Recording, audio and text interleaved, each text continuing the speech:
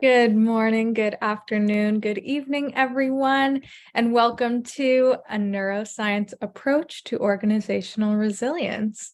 My name is Michelle Eisenberg, and I'm a program assistant at the NASDAQ Entrepreneurial Center. And for those of you who may not know, the NASDAQ Center is a nonprofit that's building a better path for entrepreneurs worldwide by improving inclusion, access, and knowledge in entrepreneurship. So as you'll see in the chat in a moment, the NASDAQ Center provides programs, resources, and exceptional mentorship to entrepreneurs across all races, industries, and geographies. Definitely make sure to check out those links and resources in the chat. All right, just a couple of housekeeping items before we get started. First, let us know where you're dialing in from in the chat. And second, we're going to open up for live Q&A at the end of the event. So make sure to submit your questions for us in the Q&A function at the bottom of your screen throughout the presentation, and we will try our best to get to all of them. Awesome. London, Kansas, Tennessee, Vegas, Ireland, Indiana. That's awesome. Thank you so much, guys. All right. Are we seeing? Chat is all right. We'll look into that about the questions being disabled. And of course, none of what we could do could be possible at the center without all of the amazing support from our sponsors, including NASDAQ, Lehigh University, Bank of the West, Airbnb, KPMG, Wilson Sonsini, Woodruff Sawyer, Microsoft Entrepreneurship for Positive Impact, BPM, and HubSpot for startups. We are humbled by their contributions and hope you are grateful too. So before we get started, I'm just going to launch a few polls to step back and see how everyone's doing today, and we'll use this information to guide our future development of programs. All right. So this first poll is going to ask, how are you feeling? Fearful, anxious, surviving, or optimistic? I'll give everyone just a few moments to submit their responses. Thank you. Thank you. All right, gonna go ahead and end the poll, share the results. And it looks like optimism is in the lead. Survival and anxiety are there as well in the audience. So hopefully some of what we talk about today will address those feelings. So I'm going to stop sharing this and launch the second poll. Just going to ask, what's keeping you up at night? Give everyone just a few more moments to submit their responses to this one. Just tells us a little bit about your current needs. Awesome. Thank you all for participating. Gonna end this poll and share the results. All right, looks like finance is in the lead. Sales and scale are close behind, but really all across the board. So we will take that into account for our future development of programming. Awesome. I'm going to stop sharing that. And without any further delay, please join me in giving a warm welcome to our special guest, Maureen Chiana. She is a Neuroleadership Trainer and Coach at the Mindsight Academy. Maureen, thank you so much for joining us. I'm going to hand it off to you. Thanks so much, Michelle. It's amazing. I'm so excited to be here today. So without wasting any more time, I'm going to share my screen and get into our presentation today. So as you can see, this is me, and I'm in the UK. I'm actually in Kent. I can see a few people from London on the chat, so I'm not too far from London. So yeah, I'm a neuro leadership and emotional intelligence consultant and trainer, and I'm also a neuro coach. And I'm going to explain what all that means in a second. So our topic today is a neuroscience approach to organizational resilience. And this is a topic that is so dear to me because I actually got into understanding a lot about the brain or really researching neuroscience when I was at a place of failure. So I was at a place where I felt so hopeless and really, really low. And it got me curious about the brain. Having said that, I did have a background in research previously, and I had taught about the brain for years, but never really connected it to emotions, and I never connected it to how I was feeling or how to get out of it until I had that experience. So it's really a dear topic to me. So what we're going to really be looking at today is your ability to understand the brain's response to stress and adversity. You gain evidence-based strategies for building individual resilience, and then your ability to apply resilience building strategies to your personal and professional life. And then we will do Q&A at the end. So I have started talking about myself a bit, but the question is, who is Maureen? Who is this lady? So like I said, I am the CEO and founder of the Mindsight Academy, and I'm also the host of Lead to Excel podcast. So please go listen to my podcast. They are amazing. And in the academy, we offer training, but we use coaching to really help people embed the training. And the training is all based on neuroscience and emotional intelligence. So we've got online training and then virtual training, and we also do in-person training as well. So just a bit about me. I am a mom of two grown boys or men. I don't know what to call them. They're in their 20s, early 20s. And my background has been in biomedical sciences. I worked in research, and I've run businesses in so many industries. But there was a business I opened, and after 4 years, I had to sell it, but I sold it for a loss and lost a lot of money. And that really got me to a very low place. I was so low that I really did not know how to get out of it. You see, raising funds was not a problem. I was able to do that. But going into the business, I struggled with managing staff. I struggled with actually running the business itself. And as I sold the business, a few months later, my mom passed away. So I was really really struggling. And this was when I started researching the brain, because I knew what I was feeling, but just did not know how to get through it. Anyway, to cut a long story short, I discovered the power of the brain. And I discovered that it's what goes on in our brain that really drives everything we do. How we make decisions, how we communicate, how we solve problems, literally everything. And that was an eye-opener for me. By then, I had gone back into corporate education this time. And I started using the principles of what I was learning to work with underperforming departments. And I could see how fast people were changing, performance improved. It was just mind-blowing.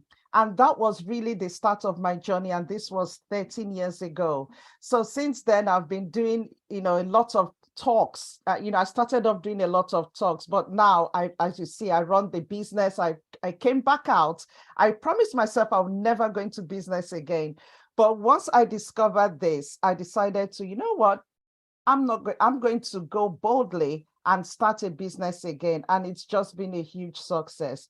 So that's what I'm really going to be talking to you about today. It's the power of the brain and how to really use that to build your own resilience so that no matter what you're going through, no matter the challenges that come, you can overcome. So this is just briefly about the Mindsight Academy, and this is the framework that I use, which we call NeuroREACT. So it's based on the principle of rewiring for success. Rewiring is the whole concept of rewiring your brain. So everything I talk about is to do with that rewiring the brain. And then we look at emotional intelligence. What does it mean and why is it important? Adaptability, which is really where resilience sits quite nicely, is the ability to adapt to any situation. And then the connection, which is building those positive relationships that we need as an entrepreneurs to be able to be influential, to negotiate effectively, and to really thrive through challenges. And then finally, the whole transformation. So if to connect with me, I'll just put these down, but we're going to put them at the end again. And like I said, go check out the podcast. Sorry, I think I've blocked that. Check out the podcast. It would be great to get your feedback. So let's get into the talk. I've put this logo on. We've all seen the FedEx logo. Some of you might have done this exercise before, but let's see how we get along. And I'm going to open the chat so I can see your responses. Right. So this logo, the FedEx logo, if you can see the arrow in the logo, just type yes in the chat. If you can't see an arrow, type no. I can see quite a few yeses coming through. Oh, that's good. Oh, great. Okay, we're now getting a mixture after you mentioned it. Okay, interesting. Okay, so quite a mixture. Some of you might have seen it before, I don't know, but I think why I like doing this is for us to just see that we are looking at the same logo, but we see differently. Some would have seen it for the first time instantly, some wouldn't. But for those that haven't seen the arrow, there it is in the E. I think someone did put it in the chat. And there's also a measuring spoon in that logo. I don't know if anyone has seen the measuring spoon. If you can't see the measuring spoon, have you seen the measuring spoon? Okay, Peter says I've seen it now, so you can see the arrow. If you can see the measuring spoon, just tell me what letter the measuring spoon is on. But the whole idea of this is that we're looking, yeah, perfect. It's under the E, just there. You see, we're looking at the same thing, but the way our brain processes it is so different. And it's the same thing with situations. Two people could be going through the same situation, but experience it differently. Why is that? Because we're also wired differently. We're all unique. We're all different. And once we bear this in mind or remember this, it really helps us with ourselves and also how we interact with people. It will help you even in terms of how you respond to rejection, when people say no to you, or even criticism. You know, when you now realize that we are all so unique, the question is, how are you wired? And how is that helping you? If it's not, what can you now do about it? So the question that I want to start with is, can you just decide to be more resilient? If you think yes, you can just decide to be more resilient, type in yes. Or if you feel that no, you just can't decide to be resilient and become resilient, type no in the chat.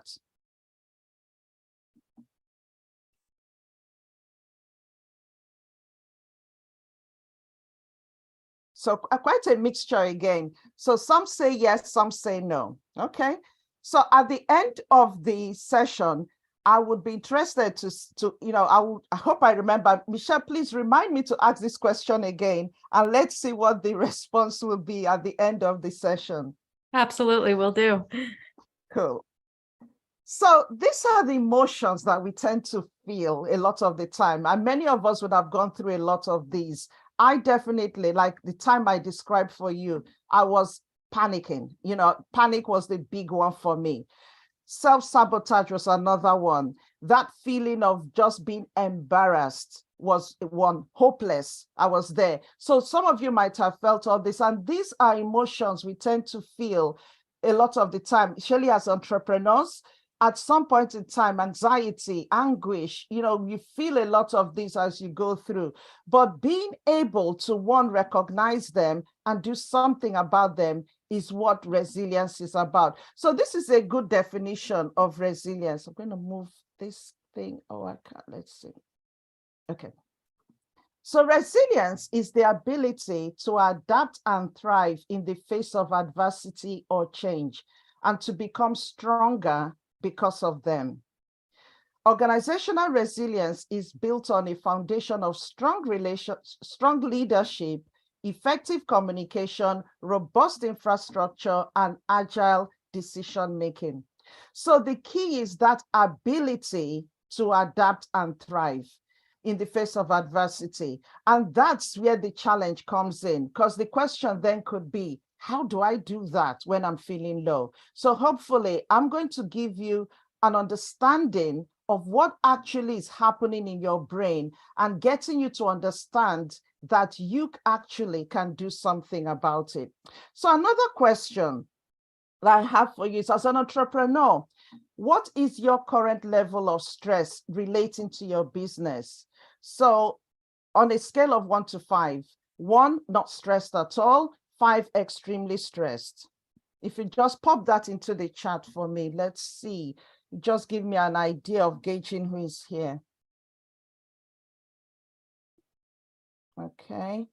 So so it's almost like moderately stressed down to extremely stressed. Okay. Okay. So hopefully I will help you today. So let's start off with this, our dear friend, the brain. And the brain is an interesting organ. It's one of those organs that we have that we don't see. You know, we see other parts of our bodies, you know, our skin, we look after our skin, you know, we can spend so much money on looking after our skin, our hair, and all that, our face. But the brain, we don't see. And it's the one organ, the most important, that we actually neglect the most. But it's actually the most important. So just looking at the brain, one of the key things that I'm going to, because of time, I'm just going to focus on the frontal part of the brain, which is this executive center of the brain, that, you know, the frontal part, which deals, it's known as the prefrontal cortex, that front. And that's where our thinking brain is, you know, where we're able to solve problems, where we're able to visualize into the future. It's almost like looking at our conscious brain, where we're able to make decisions ourselves, you know, thinking about it consciously. But inside the brain, right deep inside our brain, we have this bit here that is known as the emotional brain. It's known as the limbic center, right deep inside the brain. And what happens is that the limbic center has two main organs. One is the amygdala and one is the hippocampus. And these are almost like scanners in the brain, so that when information is coming in through our six senses, you know, whether hearing or listening or thinking, whatever, as information is coming in, it's scanning the brain to see if there's anything in the brain that relates to that information. Is it familiar? Is it something that it's known before? And because what it's trying to do is to conserve energy, so it needs to act fast as well. It needs to do that for survival, because I always say that the main function of the brain is survival, is to keep us safe. And it's that whole pain pleasure, you know, principle, whereby it will pull us away from what it perceives to be something that will cause us pain or something that would be a threat, and move us closer to what it perceives something that would be a pleasure to us. So that's all the brain is trying to do. So scanning that way, it's looking to say, okay, this information coming in, is it one that I already know? And is it a threat to me? And if it is, then it needs to get you away from it. And this actually links in with procrastination a bit, so which I'm going to explain later. So when it does this, if it's a threat, it then activates our flight, or freeze mechanism, which is where it will then get us to either fight that thing that is a threat, or to flee, you know, or we freeze. And the freezing mechanism is an interesting one as well, because the freezing is, you know, there's some animals. In fact, one that I remember was when I was in Africa. We went somewhere and there was this rattlesnake, and someone said, oh gosh, that's a rattlesnake, stand still, don't move. And it's that whole freezing, when you're meant to freeze so that the danger can go past. But you know, that principle we bring into our everyday life. And the actual anxiety that we feel, or the stress that is activated, can actually make us freeze when we're not meant to be freezing.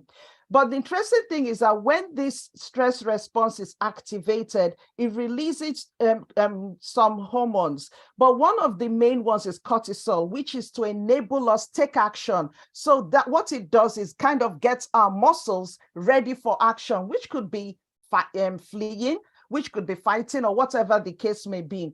And that cortisol is just meant to be, sent out into our bloodstream for those quick actions. But what happens is that when we constantly are in this mode, this stress mode, the cortisol is constantly being released into our system. And that is where we then have problems, because it then creates anxiety, constant anxiety. It causes a lot of stress for us, but also it then starts damaging our cells, and it can affect our immune system as well. So what we do, so basically that emotional center of the brain, which is scanning, is where, that's the critical part of where I always describe emotional intelligence, because that's the part we need to now assess and monitor and decide if that information coming in is a danger. And if it's not, what do we do about it? And that's really managing the emotional center of our brain. And that's really what emotional intelligence is, basically. So bearing that in mind, let's look at the brain. So what we have here is, this just describes, this is just a quick video that shows information coming in. And you see these are brain cells known as neurons. And it goes searching whether there are any other information similar to the information coming in, and then it links it together. Now, when this same information is coming in, I'm not good enough, I don't deserve this. When that same info, when we keep repeating that information to ourselves, or it's something we keep hearing either from society, parents, teachers, whatever, what it then does is that because it keeps coming in constantly, that link between the neurons becomes faster. So they kind of connect much quicker. So there's a saying that goes that neurons that fire together wire together, so that the more they are firing, then the connection becomes quicker. And it does that so that we can take quite quicker action. And that's why sometimes you find that you react to something and then suddenly wonder, why did I react that way? Why did that upset me? And I'll give you an example that once someone sent a message to me that they wanted something from me, and I was so cross because this person never contacts me. They only do when they want something. And I was so irritated that I had been playing it in my mind. So I started the wiring process. About 3 days later, I was driving and my phone rang, and it was this person. I literally put it on and just started ranting. I told them, stop calling me. I'm not going to do anything. I'm not buying anything. I was just on a rant. When I finished, all he said to me was, oh, I just called to tell you that there's a number I heard that you were looking for, and I just sent it to you. You can imagine how I felt. So what I had literally done in that way was that before I could even think, because I had wired it into my brain, the response came out, and that's that survival. That is the way our brain operates. So what we want to do is to just put a break on that emotional center of the brain, so that we can then get our conscious brain, the thinking brain, to kick in. Because what happens is that when that information comes in, and that amygdala in particular, what it does mainly is that it starts hijacking other parts of the brain. When I say hijacking, it literally takes the oxygen from that thinking brain first, because it needs it to keep us safe, to enable us to take the action. So, and that's why when you go for an interview that you've really prepared for, you suddenly go blank. I don't know if it's ever happened to you. It's happened to me. Went for an interview, got in there, asked me questions, couldn't remember any, came out of the interview room, and all the answers kept flooding back. What happened? That amygdala, the emotional center of the brain, had literally taken oxygen from my thinking brain, so I couldn't remember anything. But when I came out and I was calmer, then it got deactivated and I could think again. So basically what we want to do in situations like that is put a break on that emotional center of the brain. So the question to then ask ourselves is, the threat that we're experiencing, the anxiety, the stress, those emotions that I showed you that we're experiencing, are they real or are they perceived? Is it actually one that is it a reality? Is it a real threat, or is it one that we've wired into our brain over time? And the last thing I'll show about the brain is the diagram of this iceberg, which I love to use to explain how the brain works. Because the bottom of the iceberg, which is the bit you don't see, symbolizes our subconscious brain. And the fact is that 90% of what we do is from our subconscious brain. And that's why you can drive from point A to point B and not even pay attention.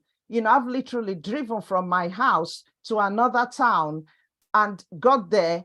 It was my son's school. Meanwhile, I was meant to be going in the opposite direction. Because I had been doing school run for years, when my younger son left for uni, I literally got in my car and drove to his school. That was my subconscious brain. That wasn't, that I wasn't consciously doing what I was doing. And that's how we move. And that's how the brain can survive. That's how we can survive, literally, so that, and that keeps the conscious brain, saves, kind of conserves energy. So what we want to now decide and think about is, what's in our subconscious brain? That's the bit that drives 90%. What's already wired into it? Is it what we truly want to be in it? So, because that's where all those values, beliefs that we've adopted over years, that's where they are. Our experiences are all stored there. Our cultural background is stored there. Genetic traits, are stored there. And they're parts of our genes, things that we've inherited that can actually lie dormant all our lives. But they only come on when we switch them on with our actions. So what we now want to do is to now try and understand, how am I wired? Who am I? So that, and the question is, the way I'm wired, is it the way I want to be? Or is it the way that I've been wired over time? And if that's the case, then it's time to change. And the fact is that the great news is that you can do it. And the reason why is that now science has found out that we can actually rewire our brains. So we can change those connections that have been formed in our brains over time. In the past, the belief was that the way your brain is at the age of about 25 is the way it will be for the rest of our lives. Now we know that that's not true, that you can rewire your brain throughout your life. So now we know that if that's the case, then I can change those wirings, those connections. I can actually create new connections. It's like creating a new pathway. When you're walking in a path that you've been walking on over time, you can suddenly see the path is clear. What we now want to do is to now move away from that and create a new pathway. And that's what we're talking about. That's the whole concept of neuroplasticity, which is rewiring the brain. So the question now is, how you respond to an issue is the issue. So the issue is actually how you respond to it, not the actual issue itself. Because you see, change, uncertainty, there's nothing we can do about them. They will happen.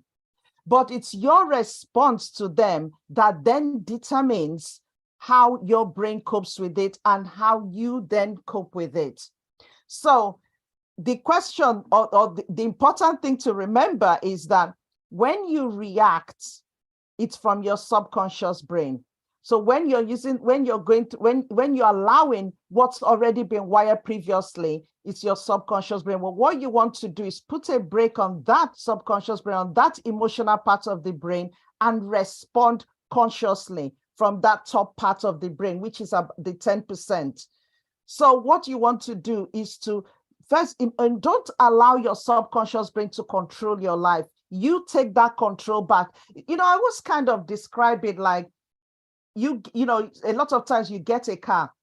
You don't go and sit in the passenger seat and let somebody else be driving you consistently. What you want to do is to go back into the driver's seat and take the controls back so that you can drive that car where you want it to be. So you can drive your life the way you want it to go, so that you can then take the control and decide what you want to be.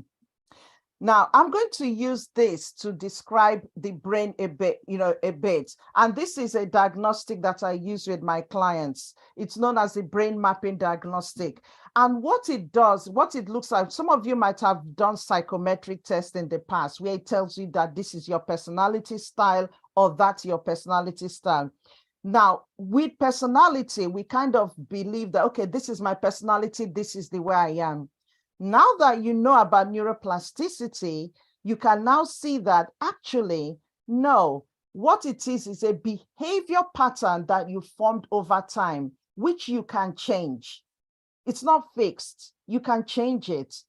So what the brain mapping diagnostic does, it looks at the way you've wired your brain over time. It looks at the way the behavior patterns that you've created over time, so that you can then decide, is this serving me well?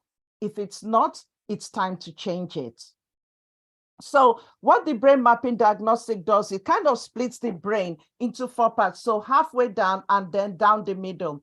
And what it's looking at are in different parts of and all over the brain, you've got what are known as neurotransmitters, which are chemicals or hormones that transfer, where information literally passes from one neuron to another.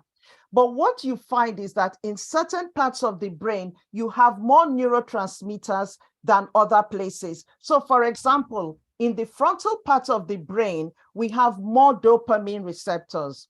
So what then we'll see is if somebody, creates a behavior pattern or they're wiring that part of their brain more, because they're activating that dopamine consistently, you tend to find that they're creative. Because that's what dopamine does. Dopamine enables you to be very creative. It enables you to visualize things into the future. So they're able to come up with ideas consistently. Now, somebody else probably has wired the frontal left part of their brain more, which is where you have more of the serotonin.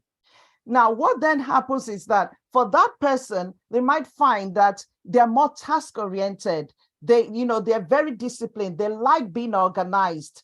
But the problem with each of these is these are all behavior patterns. And because it's the brain, you would wire all parts. So you're going to wire the dopamine area, serotonin area, the estrogen area at the back, and the testosterone. You would wire all, but to different degrees.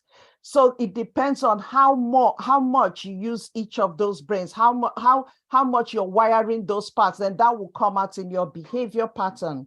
So for example, if you have somebody who probably, you might be as an entrepreneur, very, focused on, when you start a task, you want to finish it. That means that you've probably wired that serotonin area a lot more. You're very organized. Before you make a decision, you really want to be sure that you look at the pros and cons, which is good. But what happens is that when we wire particular parts of our brain over about 75 percentile, it actually becomes a weakness. So for example, with this serotonin area, when you wire it so high, you end up finding that you're almost a perfectionist, or you are a perfectionist because you want everything done in a certain way, things on an order, so that you might find that you struggle to make decisions. You might find that you struggle to even delegate. Why? Because no one can do it as well as you can, and it's quicker if you do it yourself. So you find that you're then stuck in detail and you're not actually running your business. And the different parts have different areas. So the blue, which is the estrogen area, when you wire that a lot, you find that you end up being a people pleaser. You struggle to say no to people, but also that whole feeling of I don't want to make them unhappy. I don't want people to be hurt. So you end up struggling to even have tough conversations. So depending on how much you've wired your brain will then come out in your behavior pattern, and that will have an impact on how you run your business as an entrepreneur. And this just shows the map that we get when we do it. So this, just understanding this, then enables you understand how you communicate with people. So for example, if you are very, high dopamine, that is very creative, and maybe a client of yours is very organized, with the serotonin, likes order. Now, when you're going to pitch to them or you're going to talk to them, if you speak to them the way you would communicate, because that's the way you are, you will lose them, because their brain is wired so differently. So you need to understand who you're dealing with, how are they wired, what makes them who they are, what are their values, so that you can speak to them in their own language. I kind of describe it that if not, it's almost like you're speaking English and they're hearing Spanish. Just like I showed you the FedEx logo, some saw the arrow, some didn't. There's another exercise I do, which is even more mind-blowing, where, I list out names, and the list people come up with is so interesting, even the ones that I didn't even mention. And that's how the brain really works, because it has to, because we're so unique, we've just got to remember that we're dealing with people who are wired so differently. So with this in mind, using the resilience building skills that, looking at how to develop these resilience building skills, I'm going to go through a few of these, and then we'll come to the Q&A.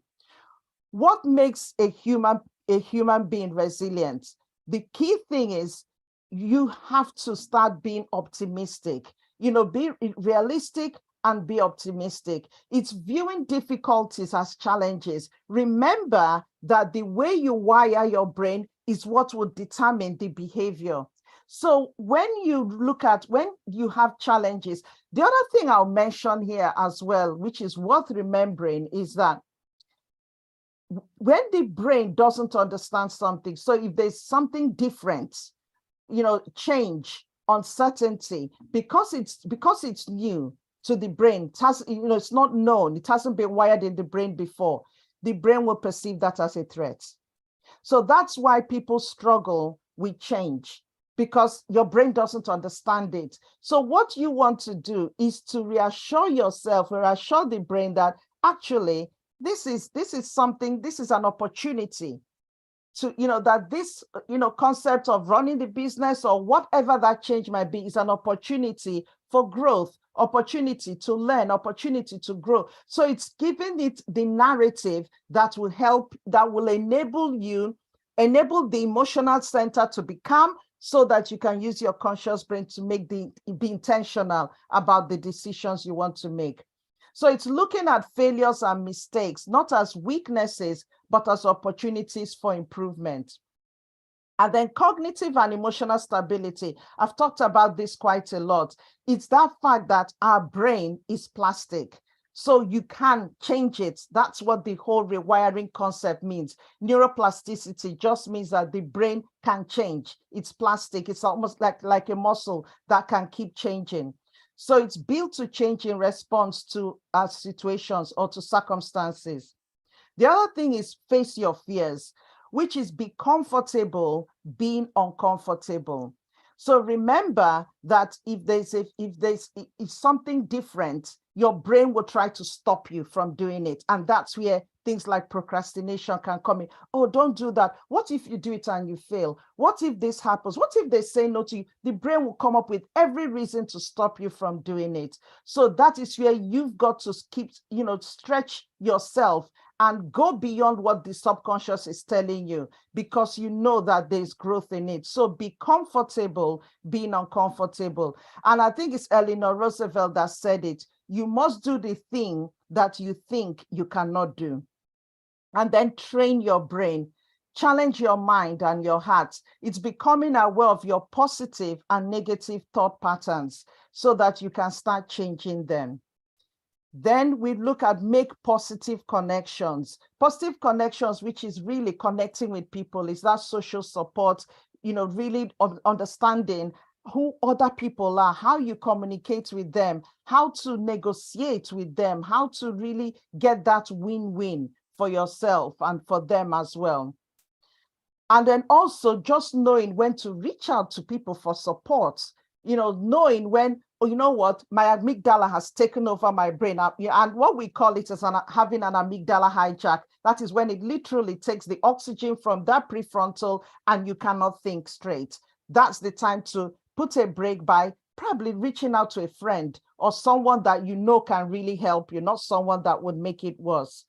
So prioritize physical well-being. That's really important. Exercise has been shown to really help build resilience. Develop coping skills. It's that inner moral compass where you really understand, okay, what do I need to do? How do I, and also managing your expectations of situations. It's really understanding and stopping to ask yourself, okay, is this thing benefiting me? Is it the right thing to do, or is it not the right thing to do? The narrative I'm having, is it limiting or is it enhancing? Is it empowering or not? And it's being able to really answer those questions. And that's the whole concept of emotional intelligence, is that self-awareness, understanding yourself first. Play to your strengths. What are those behavior patterns that you've developed?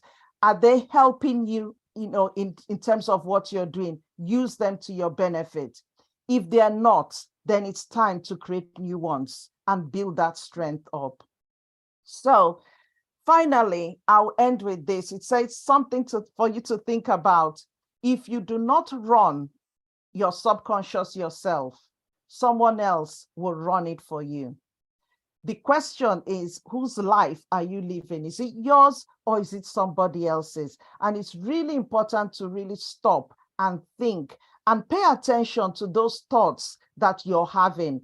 Pay attention to what you tell yourself. And that's where resilience really starts, by being, just paying attention to what you say. Because a lot of times we say things, and as you're saying it, your subconscious is hearing it and wiring it even more into your brain. So your challenge from today is to pay attention to what you say. And when you now catch yourself saying something that is not empowering, something that is wiring negativity into your brain, stop yourself there and then change the narrative to what you actually want it to be. So these are 2 questions that I've picked from the resilience tool that I use. And it's just 2 questions, for you to just think about. How do you currently cope with stress? Is it A, you exercise regularly? B, you talk to friends, family, or therapists about stress? You ignore it and push through? Or you feel overwhelmed? The question is which one? And then the second question is, how do you handle setbacks or failure in your business? Now, if you find that your answer was more of the negative one, then it's time to change that. And now you know that you can do it. You've got the control to be able to do it. You can do it, and it's just starting with just one, even if it's just one narrative or one aspect or one situation that you want to change, just start small and do that. And your homework is this. So now that you're going away, I want you to, it's more like act. What can you apply from what you've learned from this session today? And what would you change doing or being? And then finally, what would you transfer or teach someone from what you've learned? So if you do this act, at least you've got an action plan, something to work on, something to work with, at least for the next week, and then start from there. Because they say it takes about 60 days to rewire or create a new neural pathway. And I said another 100 for it to really embed and create a new habit. But you can't, the more you do it, the more it's the repetition that rewires the brain.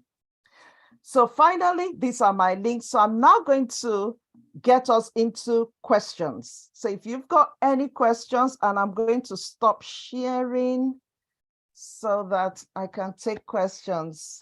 Awesome. That was so amazing. I personally learned so much. We're getting some awesome praise in the chat. Thank you for such a just great overview. We do have some questions coming in. Cool. So let's just jump right in. First, we have somebody asking, I've noticed that when I don't want to do a task, I will find myself doing other things. It drives me crazy. How can we make ourselves do the things that we don't want to do? For instance, like unpleasant things like taxes, exercise, cleaning, or even how that like might apply to some of the more difficult things that we have to face in running our business. Great question. Actually, I'm going to answer that by telling you a story. Yeah. Now, I said I have the podcast, and when I started the podcast, the part that I hated so much was editing. Yeah. It could take me 3 days, 4 days, sometimes a week to edit a 30-minute podcast because I did not like it. So I'll start and I'll go on to something else. And so what I did is I said, you know what, we're going to do, and that's the best way to work with the brain. We're going to do this gradually. For 10 minutes, Maureen, you're not getting up. You're going to sit down and edit for 10 minutes. Now, as I started this 10 minutes, within that 10 minutes, I'll tell you what I did. I reached for my phone within 10 minutes and I went, no, put it back. I put it back. The next thing, I found myself in my kitchen, putting the kettle on to make a cup of tea. And then I went, no, go back. You've not done 10 minutes. I went back. Then I started again. Then I went, oh, let me just check my emails. And I went, no, you're doing this 10 minutes. That was how difficult it was. You see, because what the subconscious was trying, and the subconscious is so powerful. What it was trying to do was, I had wired into my brain, I don't like editing. I don't like editing. So because I don't like it, it was keeping me away from doing it. Yeah. So I had to change the narrative. So as I was doing this, I was going, I love editing. Editing is great. And the quicker I finish this editing, the quicker I can get this podcast out. Yeah. So I did that 10 minutes and then, which was difficult. But then I did another 10 minutes and I just kept going like that. Now I can sit down and finish and edit a podcast in one go in about half an hour. Wow. So starting. I love that so much. And I feel like anyone can really relate to that. With everyone has their own specific things, whether it's with their business or personal life, that they just don't like doing. And that's such a great way to think about it, as like, you've created this narrative that you don't like it or it's not good for you. So your brain keeps you away from it. And you have to kind of train it to do the opposite. It's really fascinating. That's such a great example. This is a really interesting question we have here. Is there like a short action or practice that we can implement into our daily lives that kind of helps to stop that negative inner voice that's keeping us from doing the things that will help us grow and learn and succeed? Yeah, I think the key thing is really identifying, because you see, for everyone it's different. So it's identifying what that negative thing is. What's the narrative? What is it saying? Ask yourself the questions. And once you get what that narrative, in fact, what I tell some of my clients to do is actually write it down. So what is it saying? Write it down and then change the narrative. Ask yourself, is this real? Is it true? It's not. What is the truth? What can I change it to? And then that new narrative you have, keep repeating it. Just keep repeating it to yourself. We talk a lot about affirmations, but the key thing is repeating it, but also visualizing what you want. Because that's so powerful. Because once you start visualizing, what you're doing is activating that dopamine part of your brain. And the more you do that, what it then does, what dopamine does, it keeps you motivated. Right. So you're activating it, then it's motivating you, and that is what will enable you to carry on doing it. But you've got to identify what the issue is so you can solve the problem. Totally. And that's what you use. Yeah. I love that concept of like challenging yourself to ask those questions, because I feel like it's so easy. Like we don't even necessarily think about how we'll have a thought and kind of like automatically validate it, whether it's just like in our head or through the actions that we do next. So to kind of put that into practice and really try to ask yourselves those challenging questions and being like, is this really what's right? For me, for my business, it's just so important. I love it. Awesome. We have some more questions coming in here. Let's see. Okay, this is I think really important, especially for entrepreneurs who are working with co-founders or just another team on the business. When you're working with somebody or you live with somebody who kind of brings a lot of that kind of negative inner voice out to the external and presenting that to you, how do you kind of block that out? How do you kind of prevent that from taking over and feeding into your own inner voice? Yeah, that's a good one, actually. And I think it comes back to you taking control, if that makes sense. So it's you actually deciding, for example, if somebody wants you to do something you don't really want to do and you don't want to do it, it's that ability to be able to say, no, I'm not doing that. Right. And that's what it's about. So if somebody that's close to you keeps saying negative things, you, as they say the negative thing, you play the positive thing you want. So they're saying negative, you're telling yourself a positive thing. And you can even say it out.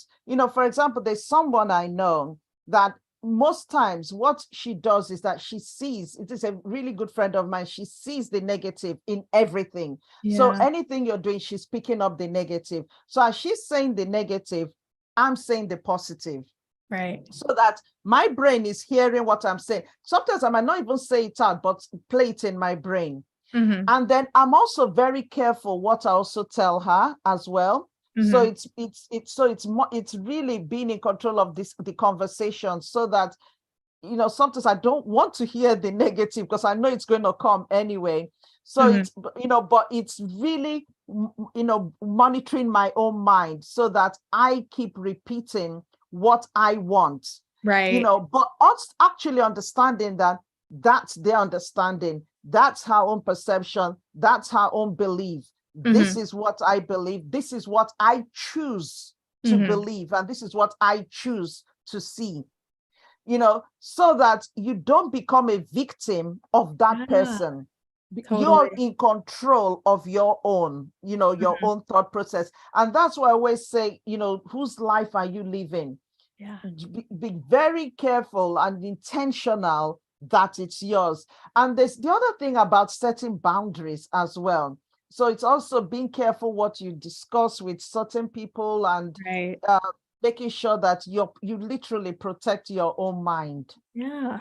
I love that. So many important things to think about. And I think it can be really easy to automatically kind of take the thoughts of others as, oh, well, maybe that's true, but exactly. we don't have to kind of let that influence us so deeply.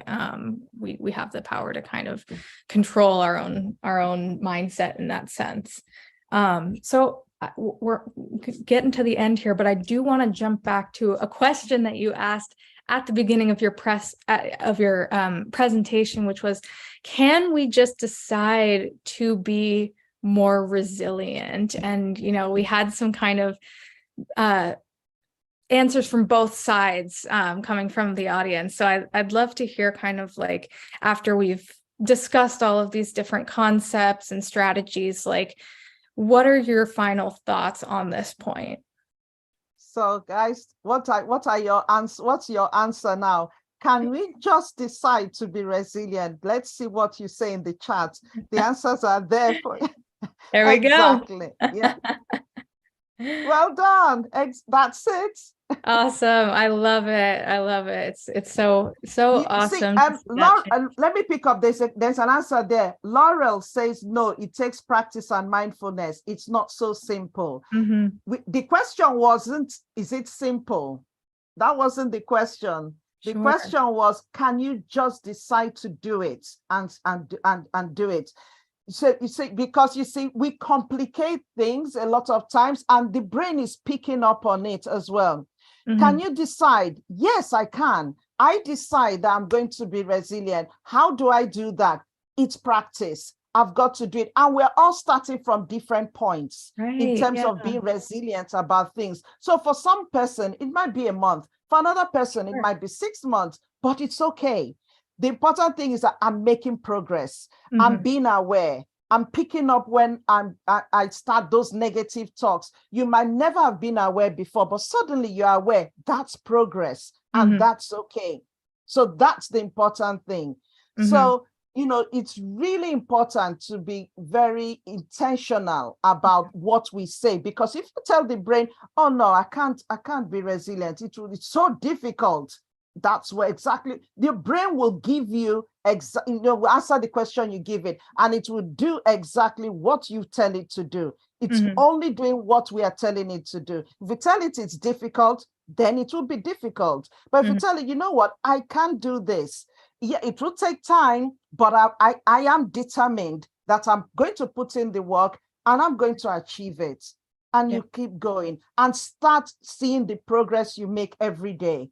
You know, acknowledge that, embrace it, even if it's tiny, embrace it, because that actually, you know, kicks in that dopamine that keeps you going. Yeah. Oh, it's so amazing. Thank you. So we're right out of time at this point, but I do just want to get a key takeaway from you. So, you know, if you just wanted to leave one piece of wisdom with the audience, what would that be? That your brain is like a muscle. The more you train it to handle stress, the stronger and more resilient it becomes. I love it.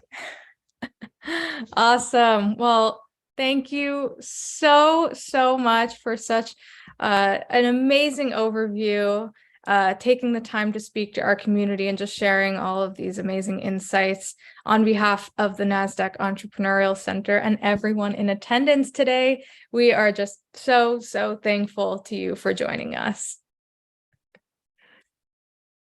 All right. And we would love for our audience for you to join us for our upcoming webinars. You can view the upcoming events by using the link that's going to be posted in the chat.